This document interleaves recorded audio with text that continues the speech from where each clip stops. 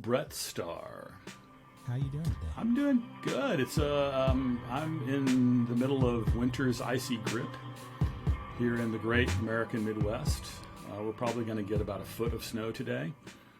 So, Winter Storm Landon, which I think is kind of a weird name for a storm, is sounds like a storm with like a sweater thrown over its shoulders. Yeah, well, I think of Michael Landon, so I have like the kind face of Michael Landon, Little House on the Prairie, kind of like, you don't look like a winter storm laying waste to an entire swath of the continent, but there you are. So it already hit y'all, right? So today's February 2nd. It's Groundhog Day. 2022. Groundhog Still, Day. I'm lamenting the fact that Puxatawny Phil has seen his shadow, and that means 6 more weeks of winter. Or is it didn't see his shadow? I always get that confused. Anyway, but the 6th. I think we all know there's going to be 6 more weeks of winter. I think that when the groundhog has to dig his way out of feet of snow to see or not see his shadow, it doesn't matter. There's just going to be more winter.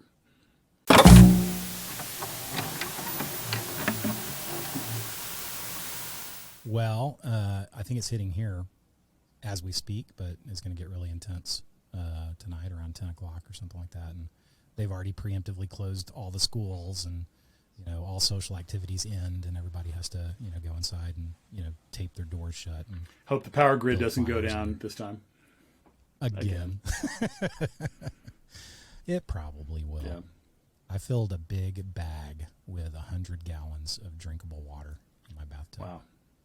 A bag? 100-gallon bag? Where do you find a 100-gallon bag? It's called a water bob. Really? I encourage people to look it up. Water bob. It's a water bob. It costs like $7 or something. And it's specifically for this, before a big storm or whatever. You put it in your tub and you fill it up with water, and it has a cap on it, and it's got a little pump on it that you can put in there if you need access to water because your water went out. Wow. I think it's something that everyone should have in their home. I think it's actually on FEMA's list of recommended items that you have in your home. Well, there you go. But nobody's ever heard of it. A water bob? A water bob. B-O-B Bob? Yeah, I think that's the brand Okay. name. Water bob. Well, I've already learned something new. Thank you, Bret. And, look, Carbach released a new beer. Oh, nice. Called, isn't that beautiful? Juke Bach. Oh, wow. It's really good. I learned about it at the Rodeo and Stock Show Midway, that crazy carnival that they put on every year. Wow, did you take the kids to pet a llama? I did. And play all the carnival games, shoot the basketballs, bust the balloons, drive the bumper cars. Yeah. See the crazy stuff that happens. Yeah, it's a great time, man. It is a great time. One of the things I miss about Fort Worth. Yeah. Well, let's get to it. So I really wanted to talk about the pandemic, and I wanted to talk about mental health, and I wanted to talk about what companies' responsibilities are, in both of those areas, but all the other areas that they throw off. And, what really got me, kind of thinking about this and really wanting to have a conversation with you about it is, I went through a period of like intense depression recently, and I wrote an article about it on LinkedIn where I just, basically said, look, the last 2 years sucked. I'm saying it out loud, and, we're not okay. I'm not okay. And, I'm on the other side of it now, or getting on the other side of it, but it was a tough period as, I just kind of came to terms with the fact that the, odometer had, turned on a new year, and I had all these like hopes and, expectations for, what 2022 is going to be. And it just feels like 2022 has been more suck. And so there was like, the Omicron wave is crashing through, and, are we going to war with Russia, and, all this shit's happening. And it just, kind of like I was tired for a little bit there, and I was like, how much longer are we going to have to deal with all this shit? And the impact of all that was, that I just tuned out. I stopped, replying to texts. I stopped replying to emails. I started canceling meetings, and, every day I thought, okay, today's the day I'm going to, show up and, attend things, and it just wasn't happening. And it really took someone reaching out to me, actually multiple people reaching out to me and asking if I was okay, and how could they help. And all these people are from the Star Conspiracy to, kind of really get me back on track. And so I wrote this article about it in LinkedIn, and I got an overwhelming response. And, there's tons of comments on the article and all that stuff, but I got way more direct messages than I got comments. And it was a lot of people who felt just like me or had felt just like me. And, one of the things that they, one of the common themes that I heard over and over and over again is that more people need to be talking about it.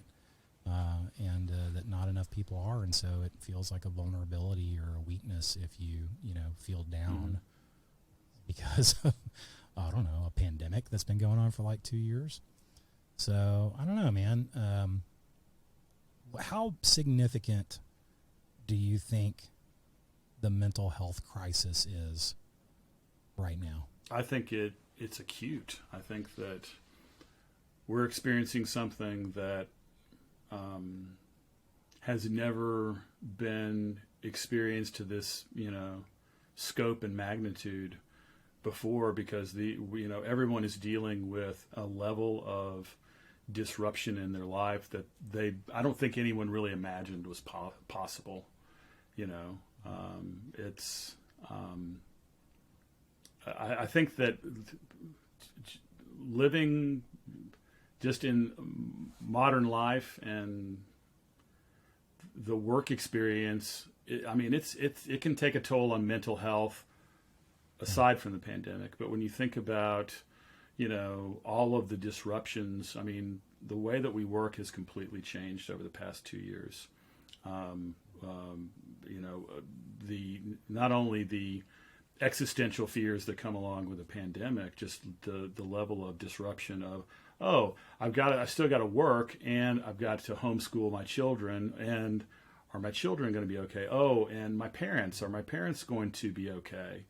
What's going on with the rest of my family? And it's that level of up and down that I think that, and we've been living with this for 2 years, and you get to a point where even if you're able to successfully navigate this, just the accumulated stress, there's only so much that a human can take before they're just like, I'm done. They shut down. And so, one thing I think that is also important to acknowledge, Bret, is I think that what you wrote and just being very transparent, both, publicly on LinkedIn, but also internally with our own people,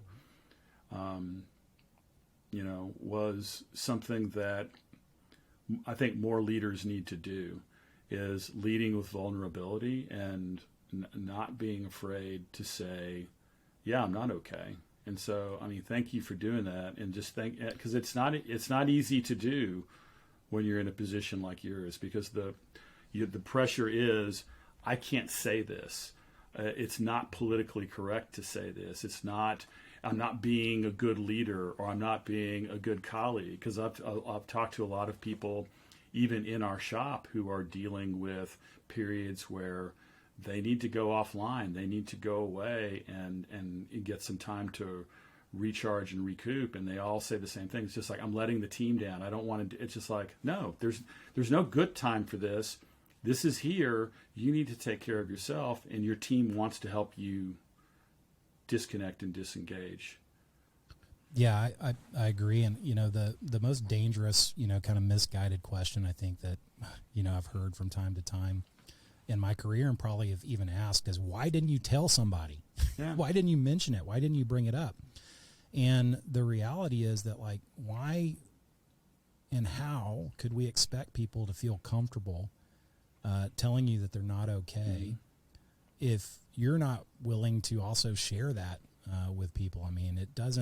It's just not right. I think that, kind of blaming the victim almost in terms of, you were struggling and you didn't say anything about it, to me demonstrates a significant disconnect with what's happening with people when they're depressed, that you can get so deep into, a hole that, the notion of reaching out and asking someone for help seems so difficult and so damaging and that, you're going to, break something about your reputation or your relationship or something like that. That's, going to kind of come back to bite you, later. And, I've been interviewing a lot of people for a different podcast that I'm working on and asking them about their experiences during the pandemic. And a lot of people have, kind of expressed a very similar sentiment, which is that, when I was struggling, I didn't feel like it was okay to say anything about it because I felt like, that was going to put me at a disadvantage at my job, and that people weren't going to feel like they could depend on me anymore. And, I wanted to help and be part of the solution, not part of the problem, but I also wanted to continue to, develop my career and have opportunities and stuff like that. So I felt trapped. And so, I hope, I don't know what the answer is, but I mean, how do you create an environment where people are comfortable reaching out to others and checking in on them and asking them, how they are, but also, people opening up and being willing to accept that help and to, kind of admit, I guess, when, they're not feeling great, or, when they are, kind of in a dark place, where I think all of us have been. Well, and I think that, we've learned this in our work over the past 2 years, because it's not like this, you just posted this to LinkedIn. This is the first time that this has happened in our organization. It's just like we've been having regular mental health check-ins with our employees, conversations. How are you doing? Are you doing okay? Do you need any help? Do you need more support? Is there anything we could do better or differently? But I mean, a lot of that started with, especially with our senior leadership team, just having those conversations amongst ourselves. And I mean, we've had some SLT meetings where it's just like we go around and like, how are you doing? It's just like, especially early on in the pandemic at Midway, it's just like, I'm not doing well at all. And just like, it was this cathartic moment where it's just like by the end, everybody's crying and all this, but it's just like, it was also very, it was liberating just to be able to vocalize it and say the words, but also it was good for us to be able to go out to the rest of the team. And I mean, leaders have to model what is acceptable behavior, and they also have to tell people, hey, it's okay not to be okay. And they need to show them that there will not be any professional repercussions on their career or their growth if they exhibit weakness or they need to, take a time out, that it's okay. Yeah, and then prove it. And then prove it. And so I know that, I'm just thinking about how other people, might be listening to this and thinking, wow, they sound really crazy. Their senior leadership team is sitting around crying. Their CEO is posting articles to LinkedIn about not being okay. Yeah. And, I feel like it's important to remind people that we doubled in size in 2001, had record-breaking revenue, and, I mean, virtually didn't lose an employee and have had no problem hiring people throughout the entire pandemic.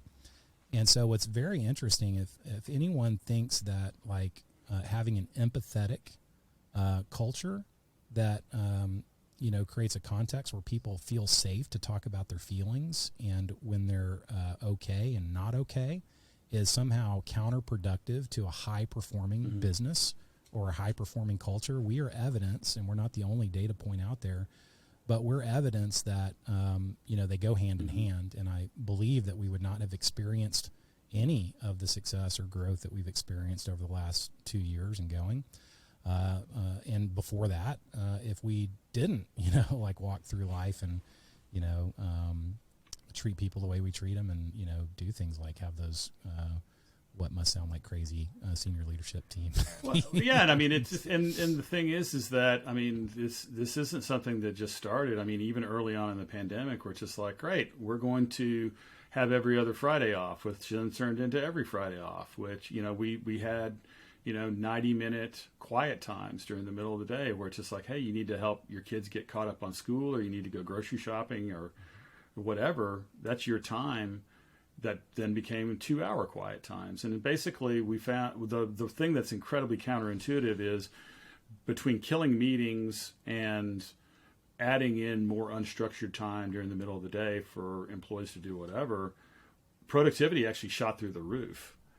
and it's just sort of, that's what's sort of kind of the tension going on right now in business. Is a lot of companies are trying to hang on to the way things were in 2019. They don't want to give up control. They're afraid to give up control. It's one of those things that the more control you turn over to the employees, the more it benefits everybody. Yeah.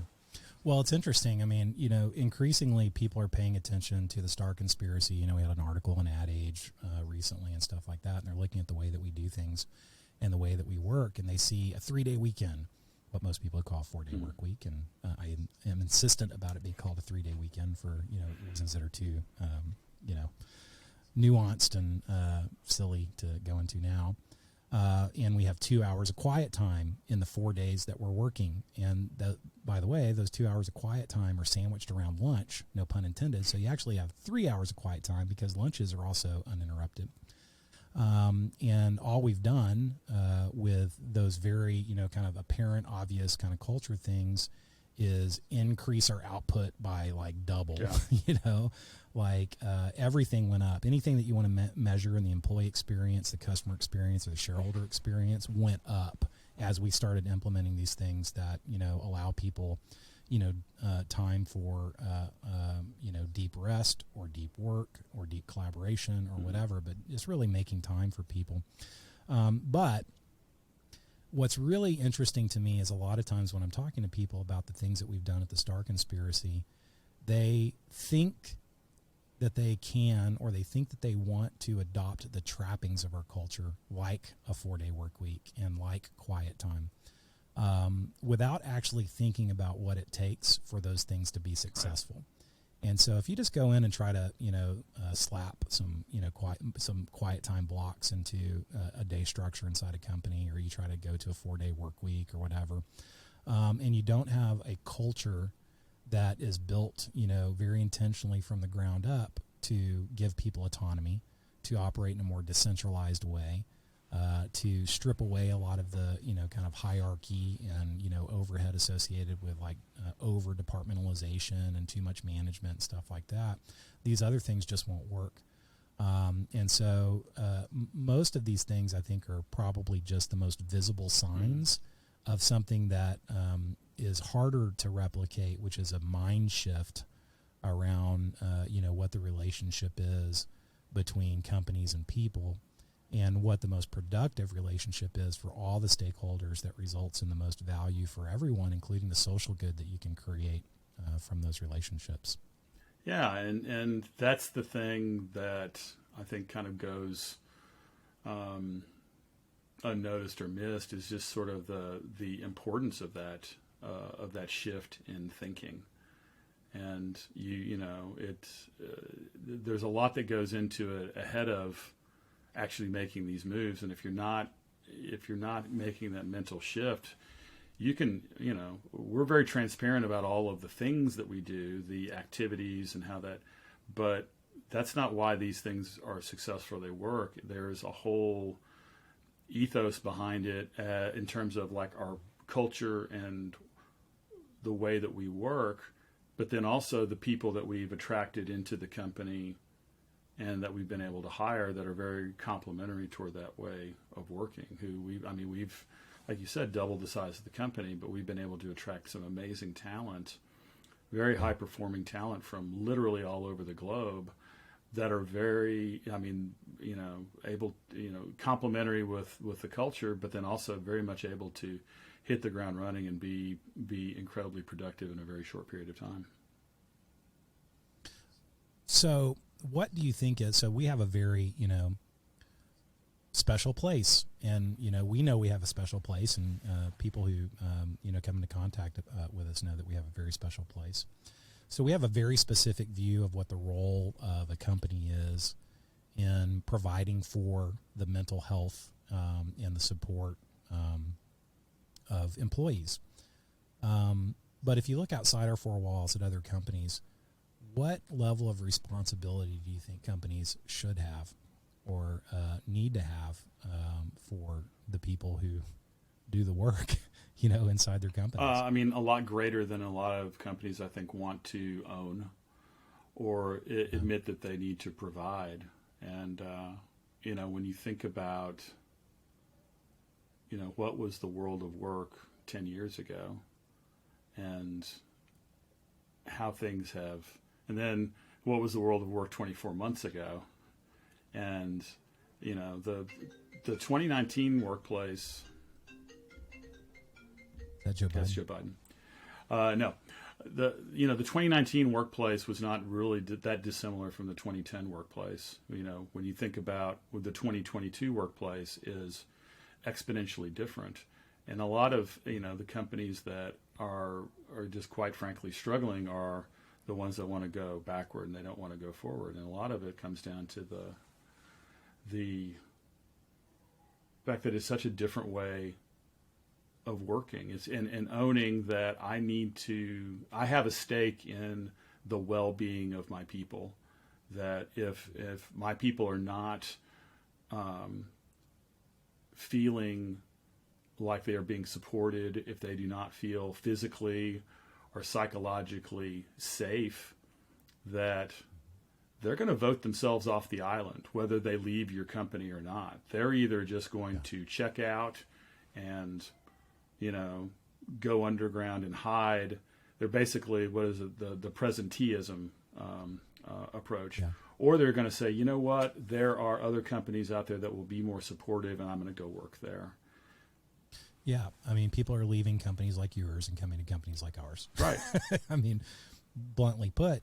But, this stuff's not a mystery, right? Like, we know what to do, right. don't we? Like, as HR people and as the, work tech industry, and as companies who have been around for, decades or, have reached a certain level of success, they know what to do, don't they? Or do they not even know what to do?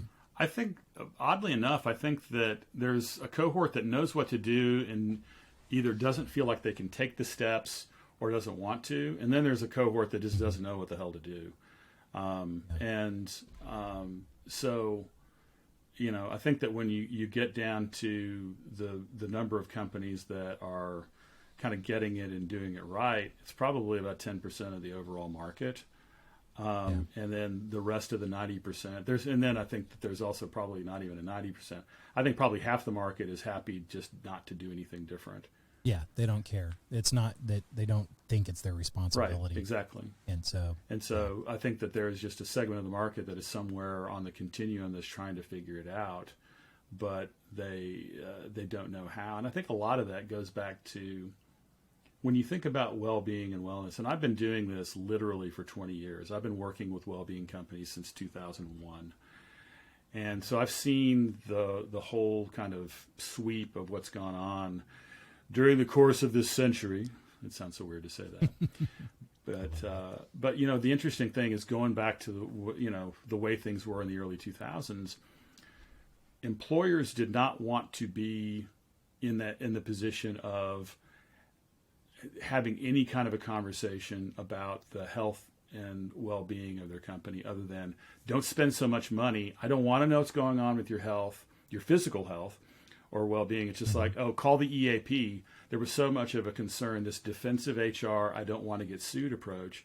But then that even got into things like the 401k. Back then you were going through this shift where traditional pension plans and defined benefit plans were going away and we're moving toward 401ks. But companies wouldn't give any meaningful advice on financial wellness to employees because they were worried about being sued.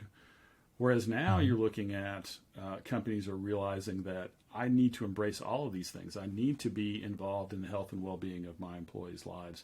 I need, whether that's, stress or physical risk factors or emotional support or financial wellness. There's all of these things that 20 years ago were a no-go zone that now you absolutely need to go there if you want to attract and retain the best people. But there's still this old school defensive HR, none of my business, I'm worried about getting sued position that is so hard-coded into the DNA of a lot of companies that they can't move away from it. So if you want to go there, and you're not part of that, chopper segment of people who just don't care, you remember Chopper? Mm-hmm. Harden the fuck up, mate. Oh, look at Bill. He's got a latte. Harden the fuck up, mate. So if you're not part of the harden the fuck up cohort, of mental health, perspectives. Are there solutions out there? Like if you, want to be responsible, if you want to take a role and share the responsibility in the mental health and support of your people, are there solutions out there? I think that there is a whole emerging cohort of solutions that can be helpful. I think you're seeing an entire kind of wave of digital health solutions, kind of reimagining. I'm. This is not the first time I've said this. I've always hated the EAP because I've always thought that the traditional EAP was that defensive approach of, we know you have a problem, go talk about it with a third party, and we don't want this to be our problem. And just having, in the past engaged with EAP services before that were so woefully deficient and didn't help me kind of work through my own kind of mental health needs, it left me with a very bad taste in my mouth. And I'm not the only ones. But now you're seeing a lot of these companies that are beginning to emerge that they realize that that was a bug in the system that has to be fixed. We need a different approach, that employees today just, they're not going to settle for that kind of old school approach. And so I do believe that there are solutions that are coming into the market that are going to change that approach. But, the problem still is, with the buying segment. People don't know what to buy. They're not sure if they should buy it. And these things require an immediate fix right now, today. And most employers can't move fast enough to get those solutions in front of their employees. Yeah. And, I'm of many minds on this topic, because I think that, people do need to move immediately. And there's a lot of things that can be done, just internally inside an organization, if people come together and, start to help each other out and just check in on people, right? And a lot of that is values work and culture work, and, coming from the top, from a communications perspective, and making sure that people feel safe and supported, and asking them what they need and then providing for their needs. I think one of the very important first steps that we took in the pandemic, and I think that we've done well intuitively even prior to the pandemic, was reaching out to people and asking them, like, how stressed are you, at work, at home, and what are the drivers, what are the stressors, what, is creating it, and what can we do to help? And so listening to people and engaging with them and asking questions and then providing solutions based on that can go a long way. And you don't need software for that. You don't need, big solutions for that. That can be a cultural thing. So there's part of me that thinks, well, a lot of this just needs to be addressed, initially internally. I mean, you can start talking to people and asking what they need tomorrow. You go into the office and ask people what they need, whether that's through surveys or, one-on-ones. We do both frequently, and that's helpful. But, the part that gets me is, like, I think that there's tons of great solutions available to very large companies, but they are generally only targeted at about 5% of those employee populations. Great solutions. I mean, if you look at a company, like Virgin Pulse, who just bought WellTalk, so that's putting two big players together, right? And you go through their partner hub, and you look at all the partners that they bring to the table. It's different solutions for nutrition, for family health, for meditation, for fitness, for financial, planning and stuff like that. I mean, just like literally 60 or 70 partners that, people can take advantage of. But a lot of, the companies that purchase solutions like Limeade and like Virgin and, WellTalk before they became part of Virgin and all that stuff, are most interested in lowering healthcare costs. And I want to get really specific about this, because I think this is an important part, and I think it's important to people in the well-being industry, and it's important to people who are running benefits, programs inside organizations. If you are a self-insured company, right, these big companies are self-insured, they can have an impact on the cost of their healthcare by focusing on people who have the highest risk profiles for developing chronic conditions, or who have chronic conditions. And so they tend to focus on that high risk. They'll come in and do a health risk assessment. They'll identify the people who have high blood pressure or who are overweight or who have are smokers or whatever. And they'll target most of their interventions at that group, because if they can have an impact on health conditions down the road that are associated with, some of these indicators that they pick up in the health risk assessment, then they can actually have an impact on their healthcare cost. Now, you would think that going through the pandemic, that people would, kind of look at what they're capable of providing as solutions to their employees, and they would become less focused on just driving down healthcare costs and more focused on the holistic care of the broader employee population. What's happened, in fact, is that it's gone even harder in that direction, because big companies are looking at their self-insured population and they're saying all of this stress and all of this, all of the people who started drinking heavily and, having substance use disorders and all that stuff during the pandemic is going to manifest in healthcare costs down the road. And so we need to get in front of this and start, really focusing in on the high-risk population, even more and harder than we used to.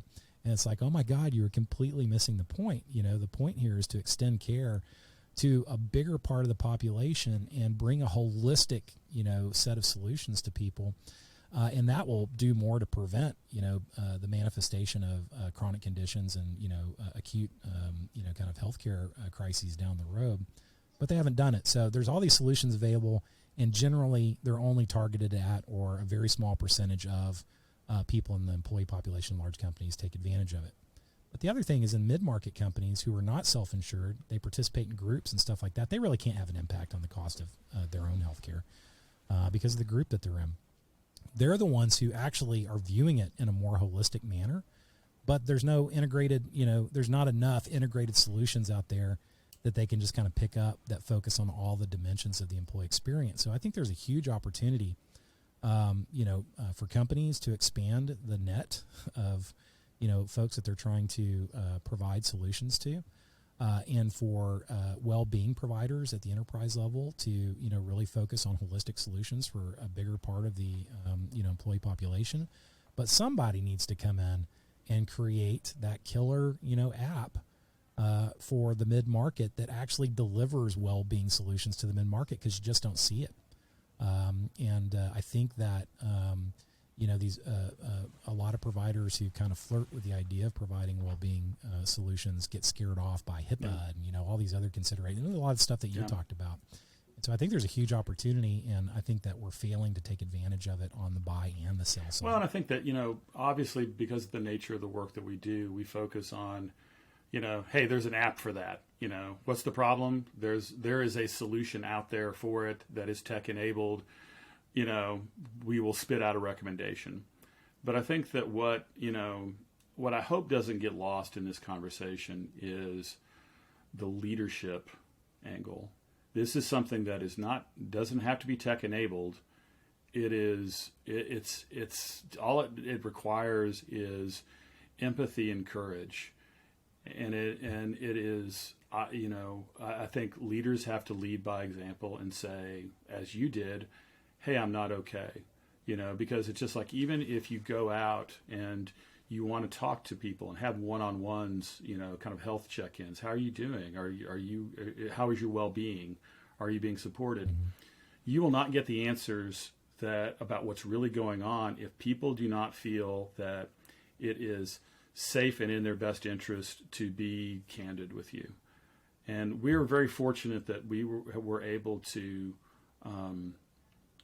over the long twisting road of this pandemic, have people who we were able to earn their trust, and they were able to be candid with us so that we were able to support them and say, hey, you need to go take a week off, or hey, is there something else that we can do to support you? But I mean, even still, you have people who, it's hard coded in their DNA to never say quit. And, like I can think, my own personal life, a decade ago, this is something that you did for me. It's just like, I was at a point, there was one point where it was just like working 7 days a week, 12-hour days, literally. and got to a point where, I mean, we were running and gunning, but I got to a point where I couldn't work. I mean, I literally was, I don't know what a nervous breakdown is, but I think it's that. And literally it was just like sitting and staring at my screen for hours on end, unable to even type a letter, you know. And you were like, hey, Steve, guess what? You need to check out for a little bit and go away, and it's okay. And go away, and when you're ready to come back, you know, we're here for you. The work will be here for you. We'll be okay. And just having someone, you know, at that time when you were able to say, hey, it's okay, I was very reluctantly able to kind of let go. But I mean, that was an example, an early example of the kind of company I wanted us to be.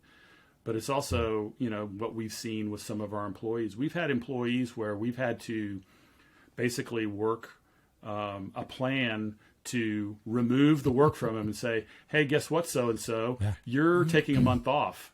And I can't take a month off because it doesn't matter. You're gone. We've turned off your email. We've delegated your clients. We will see. It's like cornering. Yeah, exactly. Like try to sneak. Yeah, you know, and it's just like, you know, these are people who it comes from a good place. They never want to say quit. They want to keep doing the job. And it's not even that they're afraid to admit weakness. It's just that they can't let it go, and forcing them to let go. And then when they come back, they're like, thank you for doing that. Thank you. Well, but anyway, yeah, you're bringing up a great point. And how long were you gone? Gosh, that was 6 weeks, you know? Yeah. But it took, I mean, I needed every minute of it, you know? And fortunately, it's just like I was, you know, wasn't told, hey, you have to be back on next date. It's just like, when you're ready, come back. Yeah. Well, you've done it for me, and I can't think of a single person or SLT who, you know, hasn't, you know, had that same, you know, moment, and, you know, lots and lots of people in our organization. And, you know, it's a really interesting point to dwell on because, you know, I think a lot of times, like, there's a reason why people stick around with the Star Conspiracy for so long. And it's because most of the time when you have a nervous breakdown or you burn out or whatever, you know, you end up taking care of it yourself and switching jobs.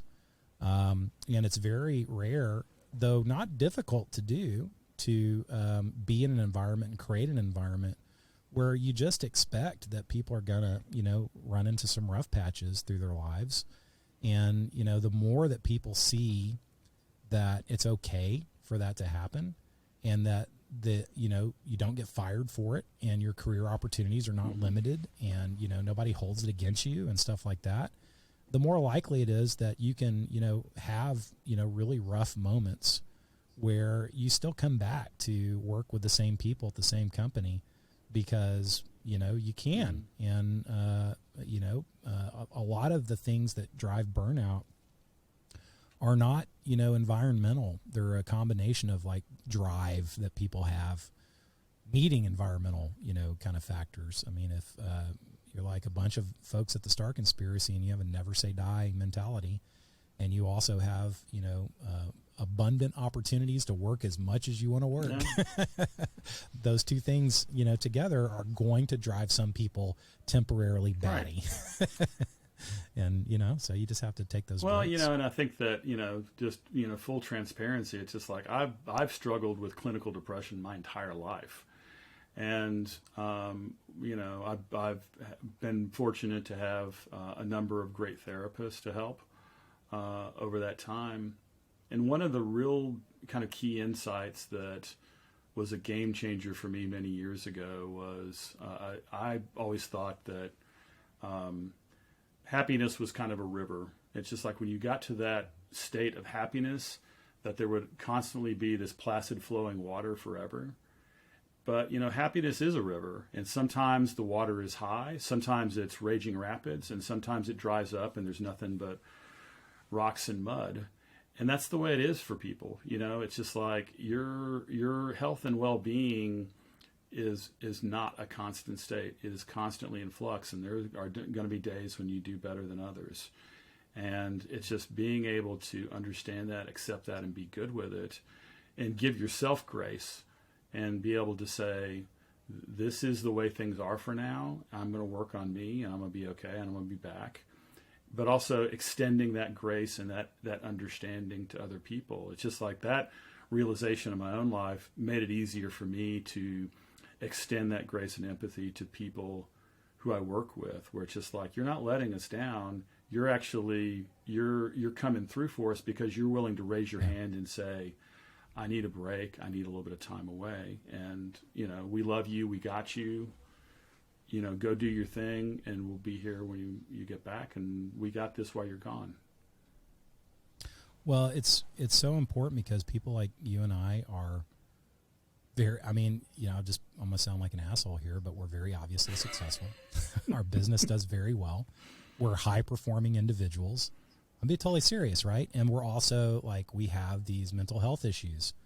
I've got really bad social anxiety and panic disorder.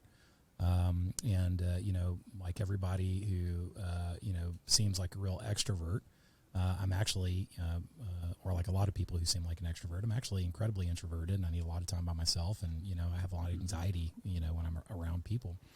And yet we have created, in the pandemic, people like us had a really hard time unless we happened to be in a place like where we are.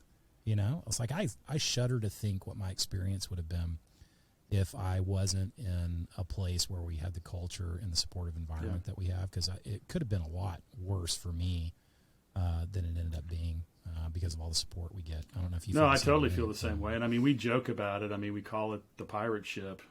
And I tell people, half jokingly, but it's sort of true, I am unemployable in any other situation but this. And it's just like, me in this culture, it works and it allows me to be my best. Mm-hmm. And we have a lot of people who fit that description. And it really is kind of the island of misfit toys, and people who, wash out of other organizations can come here and flourish because there's just something about our culture that is accepting of idiosyncrasies and those differences. But, you're right. There's something that just works here, and not. Yeah. My favorite Bill Murray quote, weird is just a side effect of being awesome. Let this be an example to the world. And I mean that from my heart. Let this be an example to the world. We have a lot of unemployable, people in our company, and look what all of us fucked up unemployable people can do. Yeah.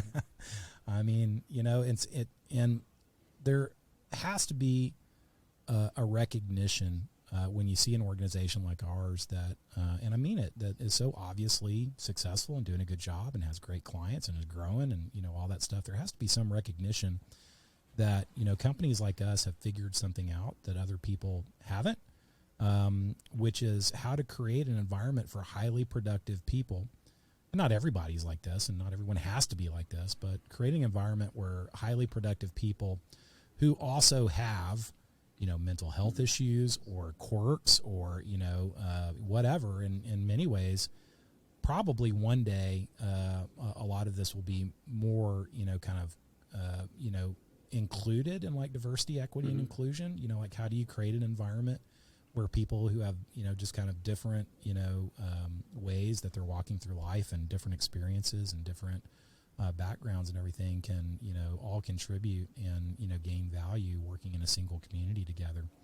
And I hope people see that it's possible and that it can work because, we're real evidence of it.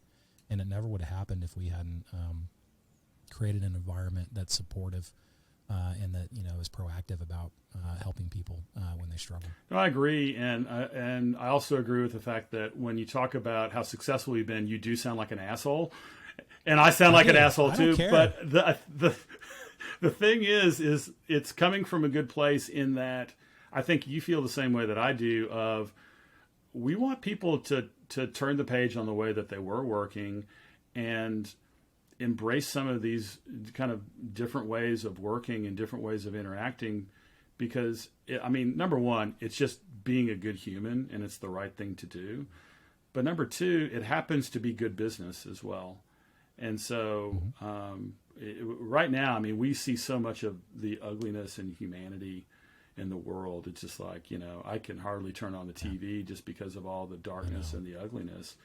But it's just like, we can be the authors of something different if we are willing to take the chances and let change begin with us. And I think that we've done that. And I think just by having this conversation isn't a, hey, look at how great we are.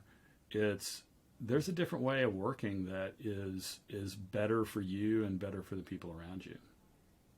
That can work for everyone. That really can work for everyone. Right. But you have to approach it with intention. Yeah. And it's not easy. It's uncomfortable. And I mean, with this last few years, I mean, we've had to push ourselves. I mean, everyone throughout the organization to do things that were not, it didn't necessarily feel comfortable, but then when you're in the middle of it, you're like, oh wow, this is so much better. Yeah.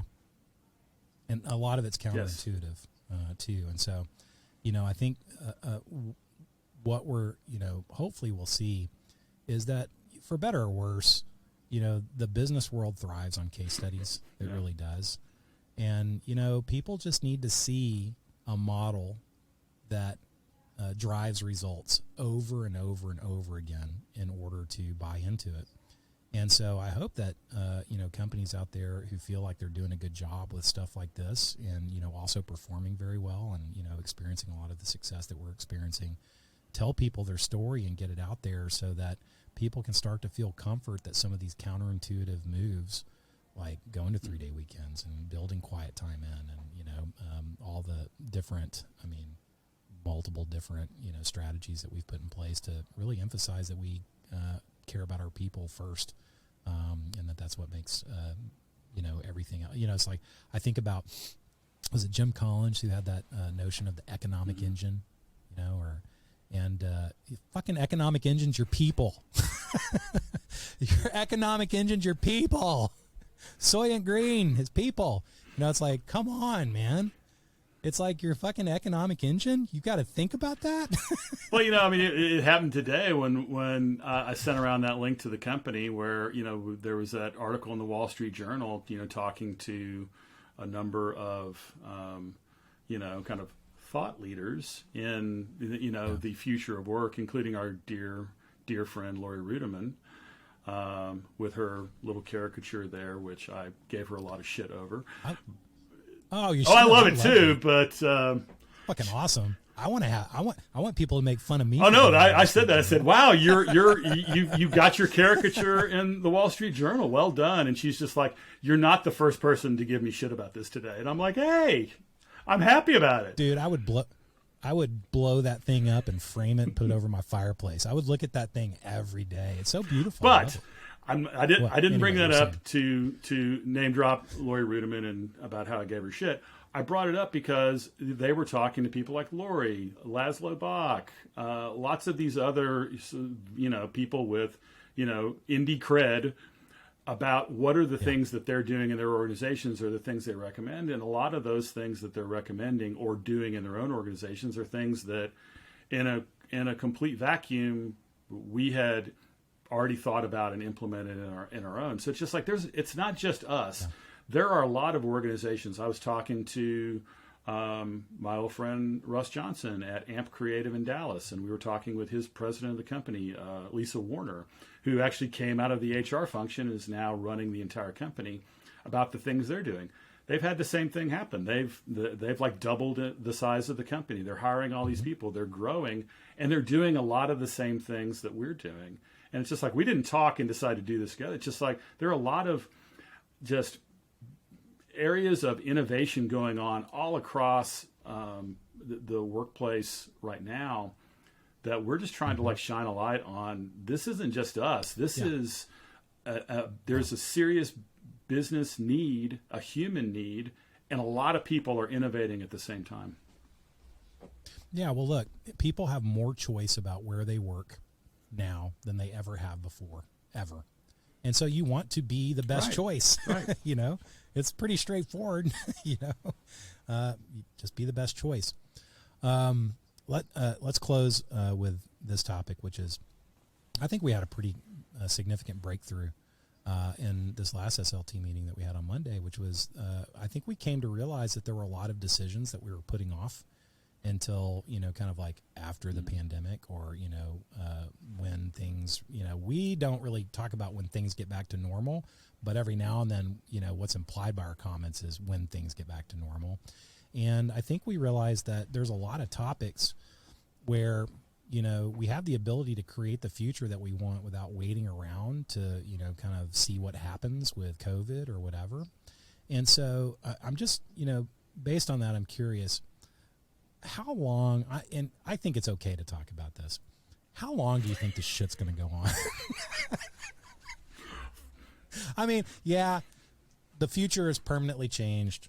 We know the future of work has changed permanently, but how long do you think this shit's going to go on? On a related note, I've been watching on Apple TV The Morning Show with Jennifer Aniston. Uh-huh. Anyway, season 2, they're just like right at the beginning of COVID, and they're talking about, oh wow, like 10 people have died in Italy. This is really bad. Maybe we're going to shut things down for a month, and it's just like it's this sort of ha ha ha. Just you wait, and it's just like, and this has just kind of been going on. But I think that, whether rightly or wrongly, there's sort of been a collective awareness.